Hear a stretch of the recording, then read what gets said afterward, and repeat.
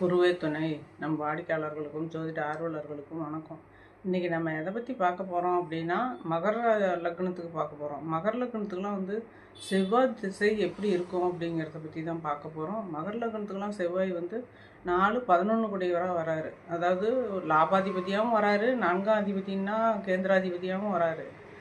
அந்த 4ஆம் அதிபதியாக வரும்போது இவர் நல்ல ஸ்தானத்தில் இருந்தார்னா, அந்த 4ஆம் இடத்துல ஆட்சி பெற்றோ அல்லது 11ஆம் இடத்துல ஆட்சி பெற்றோ, அவர் கேந்திர திரிகோணம்னா 1, 4, 7, 10, திரிகோணம்னா 1, லக்னம் 5, 9 இந்த மாதிரி இருந்தாலும் இவர் யோகாதிபதி அப்படின்றதுனால நல்ல இடத்துல இருந்தார்னா பெருத்த யோகத்தை தான் கொடுப்பாரு.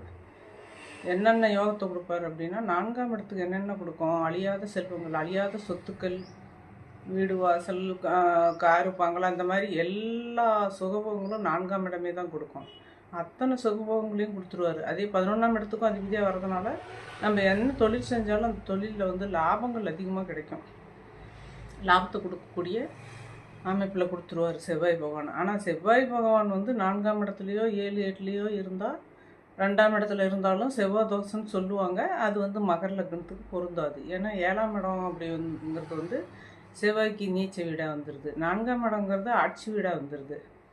அப்படி இருக்கும்போது செவ்வாய் தோஷம் ஒன்றும் கெடுதல்கள் செய்யாது. செவ்வாய் தோஷம் செவ்வாய் அந்த இடத்துல இருந்தாலும் கெடுதல் செய்யாது. அதே வாலிப வயசில், திருமணம் ஆன வயசில் செவ்வாய் தோஷம் நடந்தால் தான் ஒரு சிறு சிறு சலசலப்புகள் குடும்பத்தில் இருக்கும். 2ஆம் இடத்துலையோ அல்லது 4ஆம் இடத்துல இருந்தாலும் 7ஆம் இடத்த 4ஆம் பார்வையாக பார்ப்பார். அது மாதிரி 7ஆம் இடத்துல இருந்தாலும் அந்த திருமண வயசு, திருமணம் பண்ண பின்னாடி இந்த செவ்வாய் திசை வந்தால் தான் அந்த சிறு சிறு சலசலப்புகள்லாம் கொடுக்கும். இல்லை அப்படின்னா மற்ற நேரத்தில் செவ்வாய் திசை இளம் வயசுலேயோ, வயசு அதிகமான ஆன வயசுலேயோ வந்துட்டால் அந்த மாதிரி பிரச்சனைகள்லாம் செவ்வாய் திசையில் இருக்காது. நல்லாயிருக்கும். நல்லா இருப்பீங்க. வாழ்த்து.